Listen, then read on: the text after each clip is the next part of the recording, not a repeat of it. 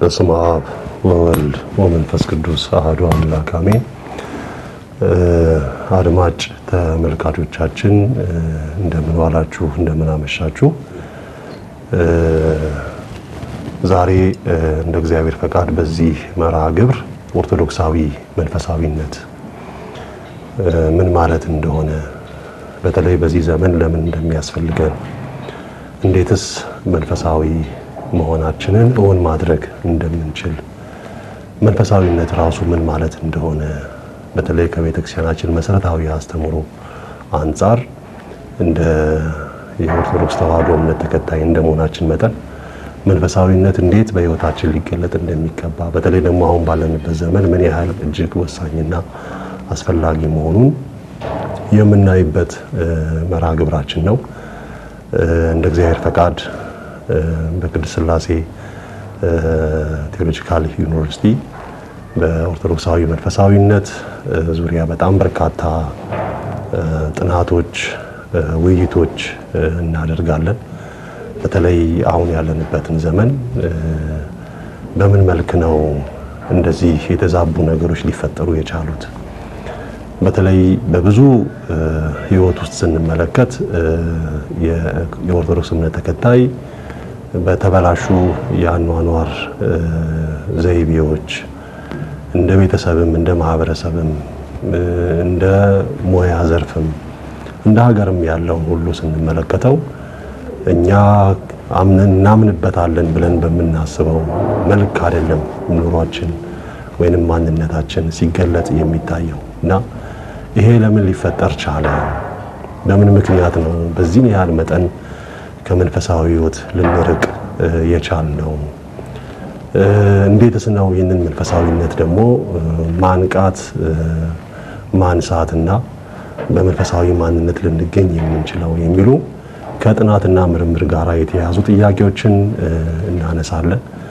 ከወንድሞች ጋር እንወያያለን። እነዛ ውይይቶች ወደ ብዙ አይነት ምልከታ ወይንም ምሳቤ ውስጥ እንድንገባ ነው ያደረጉ። እነዚህ ውይይቶቻችን ሶስት ነገሮችን ነጥለን እንድናወጣ ነው ያደረጉን። የመጀመሪያው የምናመልከው የምንለው ምንድነው? የምናመልከው ማነው? ይቅርታ፣ የመጀመሪያው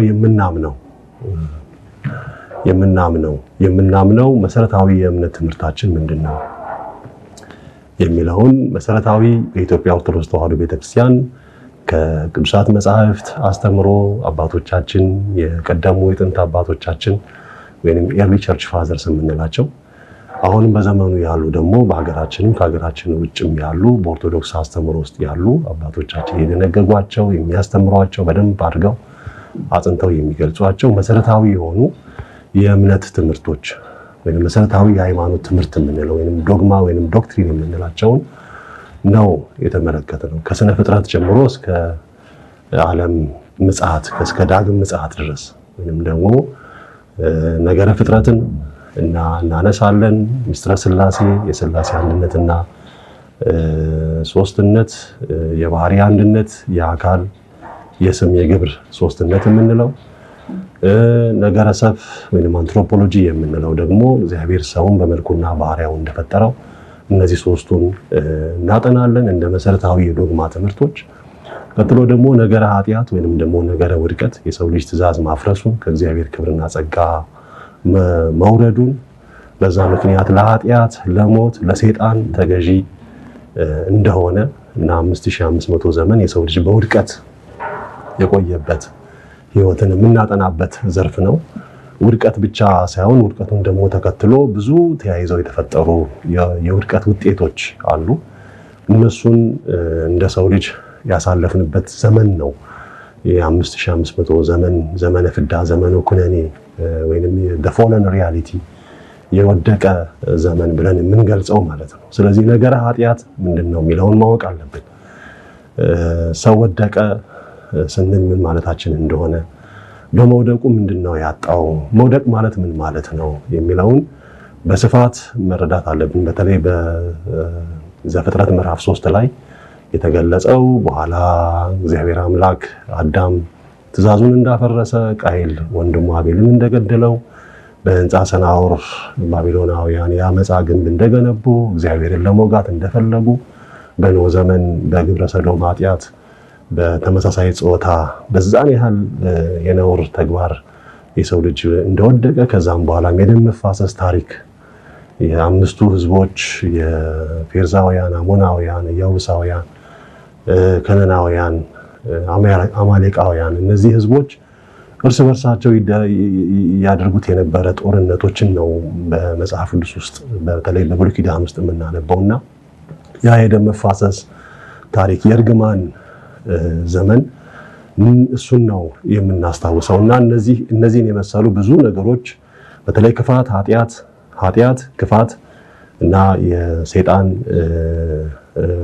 ኃያል መሆንና የሰው ልጅ ለሰይጣን ተገዢ የሆነበት እና ለሞት የሚሸነፍ የሆነበት ሪያሊቲ ይሄ በሙሉ የውድቀት ሪያሊቲ ነው። እንግዲህ ይሄንን በጥልቀት በዝርዝር ካልተረዳንና ካላወቅን አምላክ ሰው የሆነበትን ምክንያት መረዳት አንችልም። ወይንም ነገረ ስጋዌ የሚለውን ወይንም ሚስጥረ ስጋዌ የሚለውን ነገረ ክርስቶስ የሚለውን አስተምሮ ልንረዳ አንችልም። ስለዚህ ሐማር ቴዎሎጂ ወይንም ደግሞ the theology of the sin ወይንም theology of the fallen reality ወይንም ነገረ ውድቀት የሚለውን መረዳት መጀመሪያ ያስፈልጋል። በሁሉም መልኩ በሁሉም ዘርፉ ማለት ነው።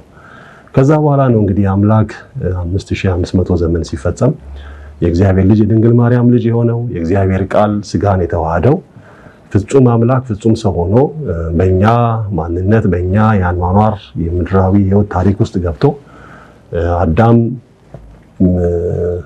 ባለመታዘዝ ያጠፋውን የፈጠረውን ውድቀት ክርስቶስ ደግሞ በመታዘዝ የመለሰልን።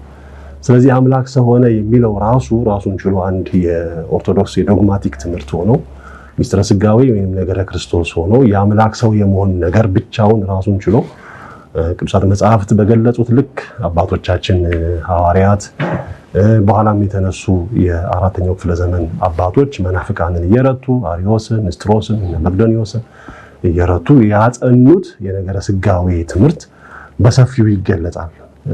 ከዛ ደግሞ አምላክ ከነገረ ስጋዌ ጋር ደግሞ ተያይዞ ደግሞ የእመቤታችን የአምላክ እናትነት ቴዎቶኮሎጂ እንለዋለን። ብዙ ጊዜ ሜሪዮሎጂ ነው እያሉ አንዳንዶች ሲገልጹ የምንሰማው። ሜሪዮሎጂ የእመቤታችንን በስለት እንደተወለደች በቤተ መቅደስ እንዳደገች እና ደግሞ ካህኑ ዘካርያስ በቤተ መቅደስ እያገለገላት የቆየ መሆኑን የተቀደሰ ሕይወቷን ወይንም ሃጊዮግራፊ የምንለውን የቅድስና ሕይወቷን ነው የምንረዳው። ቴዎቶኮሎጂ ማለት ግን የአምላክ እናት የመሆኗ ነገር። ምክንያቱም ሁለቱ በጣም የሚቃረኑ ነገሮች በእመቤታችን ነው እሆን የሆኑት። እናት ድንግል ስትሆን እናት ሆና ተገኝታለች። ፍጡር ስትሆን የፈጣሪ እናት ሆናለች። አምላክ እሷን ራሱ የፈጠራት ወደ ህልውና ያመጣት ሆኖ ሳለ ግን የአምላክ እናት ተብላለች እና እነዚህ በጣም ፓራዶክሲካሊ በጣም የሚቃረኑ እውነታዎች ተዋህደው አንድ ሆነው የተገኙባት ስለሆነች ይሄ ነገር እንዴት ነው ከውስንነት ጋራ የማይወሰነውን የማቀፍ ነገር ከእናትነት ጋራ ድንግልናን ከፍጡርነት ጋራ ደግሞ የፈጣሪ እናት የመሆን ነገር ምንድነው ብለን የምንመረምርበት የቴዎቶኮሎጂ ወይንም ደግሞ የነገረ ማርያም ትምህርት እንማራለን። ወይንም ነገረ የአምላክ እናትነት ወይንም የአምላክ እናትነቷን የምናጠናበት ዘርፍ ነው ከዚህ ጋር ተያይዞ የሚነሳው። ምክንያቱም እመቤታችን በአምላክ በማዳን ስራ ውስጥ በነበረው ኢኮኖሚ ኦፍ ሳሊቬሽን ውስጥ ትልቅ ድርሻ ትልቅ ሚና የነበራት ስለሆነ እሱን እንግዲህ በነገረ ማርያም ላይ ስንገባ ምናልባት ወይ ዶግማ መምህራን በሰፊው ሊገልጹት ይችላሉ። አሁን ግን ከመሰረታዊ የእምነት ትምህርቶቻችን ውስጥ አንዱ ከነገረ ክርስቶስ ጋራ የእመቤታችን የአምላክ እናትነት ተያይዞ የሚነሳ መሆኑን ነው ጠቅሼ እዚህ ጋር ማለፍ የምፈልገው። ከዛ በኋላ ሶቴሮሎጂ የምንለው አለ ወይንም ነገረ ድነት የምንለው አለ። ልክ ትእዛዝ በማፍረስ አዳም የእግዚአብሔርን ክብር ጸጋ እንዳጣ ከልጅነት እንደወጣ ሁሉ ክርስቶስ ደግሞ በመታዘዝ ከመታዘዝም ደግሞ የመስቀልን ሞት ጭምር በመታዘዝ የአዳምን ውድቀት እንደጠገነው፣ ሰይጣንን ድል እንደነሳው፣ ኃጢአትን ሳይሰራ ኃጢአትን እንደቀጣት ወይንም ደግሞ እንዳራቃት እንዳስወገዳት፣ ሞትንም ደግሞ ድል እንደነሳ የኛን ሞት ሞቶ የሱን ሕይወት ሰጥቶን በሰው ልጅ ላይ የመጡ የቅጣት በደሎችን በሙሉ ክርስቶስ በሞቱ እንዳስታረቀን ወይንም ደግሞ እንዳራቀልን እና ያ ድነት እንደተፈጸመልን የሥጋ ደዌያችንን በታምራቱ የአእምሮ ደዌያችንን ደግሞ በወንጌል ትምህርቱ የመንፈስ መራቆታችንን ደግሞ በመንፈስ ለዘላለም ከእግዚአብሔር መንግስት ተለይተን የነበርነውን ደግሞ የኛን ሞት ሞቶ የሱን ሕይወት ሰጥቶን እንዳንሞት ዘላለማዊ እንድንሆን እሱ ራሱ የሕይወት ምግብ ሆኖን ሰጥቶን ዘላለማዊ የእግዚአብሔር ልጆች ወደ መሆን ክብራችን እንደተመለስን የምንገልጽበት የነገረ መለኮት ትምህርት ዘርፍ ነው ነገረ ድህነት የምንለው ወይንም ሶቴሮሎጂ ወይንም ሳሊቬሽን የምንለው። ከዚህ በኋላ እንግዲህ የምንመለከተው ኒማቶሎጂ ነው፣ ነገረ መንፈስ ቅዱስ ነው። መንፈስ ቅዱስ በአካል አባቶቻችን ሐዋርያት ላይ ወርዶ በእሳት ላንቃ ወርዶ ያ የሚያስተምሩትን ትምህርት እንዲያውቁት እንዲጸኑበት እሱን ደግሞ እየመሰከሩ እንዲኖሩ በመመስከራቸው ዘመን ደግሞ ፍርሃት እንዳይሰማቸው እንዲደፍሩ እውነትን ለመናገር እንዲተጉ እና በመንፈስ ቅዱስ ኃይል ካልሆነ በቀር ዓለምን ሊያገለግሉ ጨለማውን ሊገፉ ርኩሰቷን ሊያርቁ እንደማይችሉ የተነገራቸውና ያ የመንፈስ ቅዱስ ኃይል በእነሱ የማከናወን ወይንም የማሳካት የሚያውቁትን የአገልግሎት የምስክርነትን ስራ ደግሞ ወደ ፍጻሜ የማድረስ ስራ መንፈስ ቅዱስ ያጸናል፣ ይገልጣል እና ደግሞ ያነጻል እና ደግሞ የአገልግሎት ሀብታችንን የምናከናውነው በመንፈስ ቅዱስ ነው። ክርስቶስ የእግዚአብሔር ልጅ መሆኑን የምናውቀው በመንፈስ ቅዱስ ነው። ማንም በመንፈስ ቅዱስ ካልሆነ በቀር ክርስቶስን የእግዚአብሔር ልጅ ነው ሊል አይችልም። ስለዚህ በመንፈስ ቅዱስ ነው እሱንም ወደ ማወቅ የደረስነው። ከሱም ጋር የምንዋሃደው ቅዱስ ሥጋውን ክቡር ደሙን የምንሳተፈው ክርስቶስ በእኛ እኛ በእሱ እንድንኖር የሚያስችለንም ደግሞ የመንፈስ ቅዱስ ኃይል ነው። በስርዓት አምልኮ የምንፈጽመው መንፈስ ቅዱስ ነው ኅብስቱንና ወይኑን ወደ ፍጹም ሥጋ ወደ ፍጹም ደም የሚለውጠውና መንፈስ ቅዱስ የማከናወን ኃይል ነው ወይንም የማሳካት የመተግበር ወይንም የማዳን ወይንም ነገሮችን ፍጻሜ እንዲኖራቸው የማድረግ ኃይል ነው መንፈስ ቅዱስ። እንግዲህ ከዛች ጌታችን ካረገ በኋላ የሱን ስራ ፈጽሞ ወደ ሰማይ ካረገ በኋላ ሐዋርያትን በማርቆስ እናት ቤት እንዲጸኑ ኃይልን ከአርያም እስኪለብሱ ድረስ እንዲቆዩ ካደረጋቸው በኋላ ኃይልን ተቀበሉ። ከዛ በኋላ ተመልሰው ነው ወደ አገልግሎት የገቡትና ያ ዘመን ላይ ነው አሁን ያለ ነው። የክርስቶስን የማዳንን ምስጢር የምንረዳበትና የምንመሰክርበት የአማንያንን ወደ እውነት የምናመጣበት እኛ በእምነትና በምግባር የምንጸናበት በቅድስና የምንኖርበት እግዚአብሔርን በሚመስል ክብር የምንገኝበት ዘመን ላይ ነው አሁን ያለ ነው ከዛች ከሐዋርያት ዘመን ጀምሮ። ስለዚህ ነገረ መንፈስ ቅዱስ ወይንም ደግሞ ኒውማቶሎጂ የሚለውን ራሱ መንፈስ ቅዱስ የባህሪ አምላክ መሆኑን እናጠናለን። የመንፈስ ቅዱስ ሀብቶች ምን እንደሆኑ በመንፈስ ቅዱስ የምናገኘውን ሀብትና ጸጋ የምንረዳበት የምንተነትንበት የዶግማ ትምህርት ነው። ከዚህ ጋር ተያይዞ ደግሞ ነገረ ቤተክርስቲያን ምን እንደሆነች ቤተክርስቲያን የክርስቶስ አካል እንደሆነች ክርስቶስ ደግሞ የቤተክርስቲያን ራስ እንደሆነ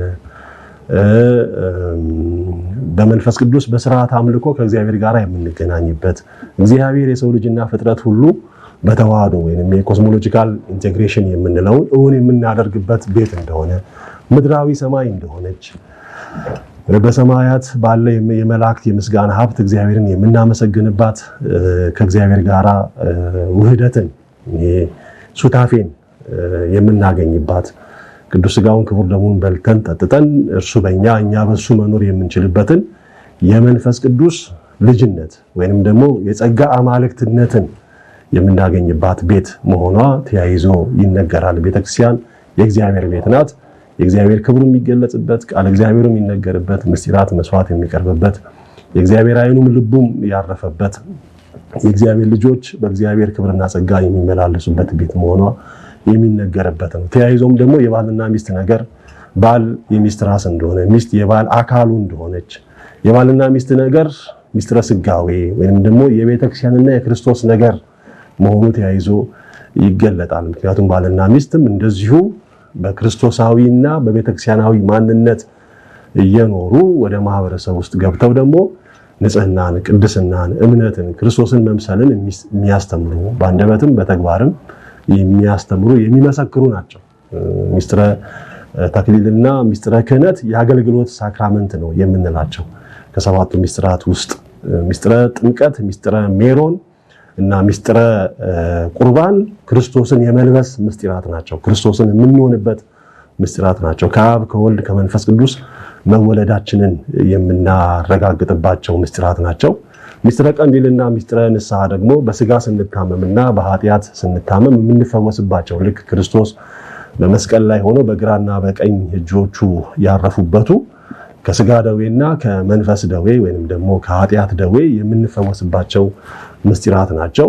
የክርስቶስ ራሱ ወይንም የራስጌው ያረፈበት የመስቀሉ ክፍል ደግሞ ሁለቱ ምስጢረ ተክሊልና ምስጢረ ክህነት ካህናት በቤተ መቅደስ እግዚአብሔርን የሚያገለግሉበት በመስዋዕት እያቀረቡ ህዝቡን ከእግዚአብሔር ጋር የሚያገናኙበት የምስጢረ ክህነት አገልግሎት የሚፈጽሙበት ነው። ባልና ሚስትም ደግሞ በስርዓተ ተክሊል ጋብቻቸውን ፈጽመው ማህበራዊ ህይወት ውስጥ ገብተው ምድርን የሰው ልጅን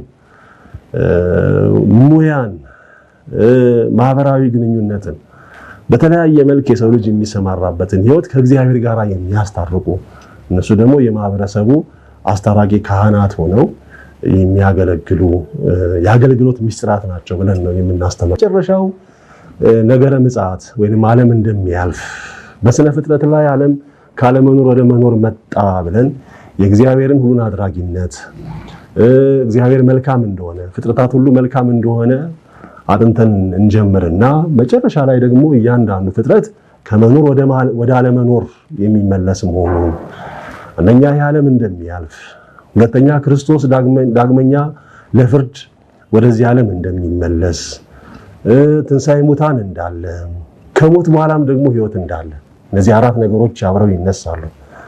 አንደኛ የዓለም ያልፋል። የምናየው ዓለም በስጋ የምንመለከተው ሁሉ ወደ አለመኖር ይመለሳል። ከአለመኖር ወደ መኖር የመጣ ስለሆነ ከመኖር ደግሞ ወደ አለመኖር ይመለሳል። ይሄ አንድ ነው። በመሰረታዊ የሃይማኖት ትምህርቶቻችን ውስጥ በግልጽ አባቶቻችን የደነገጉልን። እንደገናም ደግሞ ክርስቶስ ዳግመኛ ተመልሶ ይመጣል። ክርስቶስ ከዚህ በፊት በስነ ፍጥረት የእግዚአብሔር እውነት ተገልጧል። በኋላ ደግሞ የእግዚአብሔር ቃል በቅዱሳት መጻሕፍት ተነግሯል። በመጨረሻው ደግሞ ሐዋርያው ቅዱስ ጳውሎስ እንደተናገረው በታላቁ መገለጥ የመጨረሻው መገለጥ ባለው እውነት ወይንም የእግዚአብሔር ቃል በክርስቶስ አካላዊ ሆኖ ተገልጧል። ስለዚህ በሐልዮ በምናውቅበት መንገድ በሕገ ልቡና ተገልጧል። በነቢብ እንረዳ በምንችልበት ደግሞ በሕገ ኦሪት በመጻሕፍት ተነግሯል። አሁን ግን ክርስቶስ በገቢር የምንለው በሶስተኛውና የመጨረሻው መገለጥ አምላክ ሰው ሆኗል። ወደዚህ ዓለም ስጋን ተዋህዶ እውነት አካላዊ ሆኗል። እውነት የሚታይ የሚዳሰስ የሚበላ ሆኗል። ስለዚህ ከዚህ በኋላ አምላክ የሚገለጥበት ሌላ መንገድ የለም። ዳግመኛ ይመጣል ስንል እንዳለፈው ለውርደት ለሕማም መከራ ለመቀበል ለመሰቀል ለመሞት ሳይሆን ለመፍረድ ነው። ስለዚህ በእነዚህ በሶስቱ የመገለጥ መንገዶች እውነትን የነገረን አምላክ በዘራው ልክ ሊያጭድ በበተነው ልክ ሊሰበስብ የሚመጣበት የፍርድ ቀን እንዳለ እናስተምራለን፣ እናምናለን። ከዛም ጋር ደግሞ አያይዞ ደግሞ እያንዳንዱ ሰው ሁሉ በስጋ የነፍስ ከስጋ መለየት ያጋጠመው ሁሉ በኋላ ስጋ ከነፍስ ጋር ተዋህዳ መንፈስ የሌላት እዛው ለውርደት ትነሳለች። የእግዚአብሔር መንፈስ ያለው ስጋ ነፍስና መንፈስ የተዋሃደው ደግሞ ለክብር ሆኖ በእግዚአብሔር ቀኝ ለዘላለም ለመኖር ሆኖ ይነሳል። ይሄ እምነታችን ነው። ከሞት በኋላ ህይወት አለ። there is life after death። ይሄ በጣም ከቁሳዊነት አይን አንፃር ስንመለከተው የማይመስል ወይንም ደግሞ ለመቀበል የሚያስቸግረን ነገር ግን በሃይማኖት ጥሎታችን ላይ አባቶቻችን ቁልጭ አድርገው እንዳስቀመጡት ወንሴፎ ትንሣኤ ሙታን ወሕይወተ ዘይመጽእ እንዳሉት የሙታን ትንሣኤ እንዳለ ከሞት በኋላም ህይወትም እንዳለ የሚመጣውንም ህይወት እናምናለን ብለው እንደደነገጉት ሌላ ደግሞ ሌላ ህይወት አለ። ከዚህ ከምድራዊው ህይወት በላይ ሌላ ህይወት አለ። በሞት የማይገደብ መከራ የሌለበት መውጣት መውረድ የሌለበት በእግዚአብሔር ክብር የምንገኝበት ዘላለማዊ መንግስት አለ። የእግዚአብሔር መንግስት አለ እና እነዚህ የእምነት መሰረታዊ ትምህርቶች በሙሉ በስፋት በግልጽ የምንረዳበት የምናምነው የምንለው የመሰረታዊ የእምነት ትምህርትን የምንረዳበት ክፍል አለ። ስለዚህ የምናምነው በሚለው በኩል የኢትዮጵያ ኦርቶዶክስ ተዋሕዶ ቤተክርስቲያን ምንም አይነት ችግር የለባትም። ሃይማኖቷን በደንብ ደንግጋ ጠንቅቃ ያስቀመጠች በየዘመኑ እየመሰከረች የኖረች ዛሬም በየትኛውም አውድ ለየትኛውም የፍልስፍና አመለካከት ላለው በየትኛውም የእምነት ህይወት ለሚገኝ ማህበረሰብ በየትኛውም አይነት የዓለም እይታ ውስጥ ለሚገኝ ሰው ሁሉ ልትመሰክረው የምትችለው በምክንያት የተደገፈ እጅግ በሚያሳምኑ አስተምሮች ላይ የጸና የእምነት አስተምሮ አላት። ሐዋርያው ቅዱስ ጳውሎስ እንደተናገረው አእምሮን ሁሉ እንማርካለን እንዳለው የትኛውም አይነት አእምሮ ያለውን ሰው ሁሉ ሊማርክ የሚችል መሰረታዊ የሃይማኖት ትምህርት የዶክትሪን ትምህርት አላት። ይህንን በየፈርጁ የቤተክርስቲያን ሊቃውንት እየተነተኑ እየተረጎሙ እያመሰጠሩ የሚያስተምሩት ነው። ስለዚህ በምናምነው በምንለው በኩል ክፍተት የለም ነው።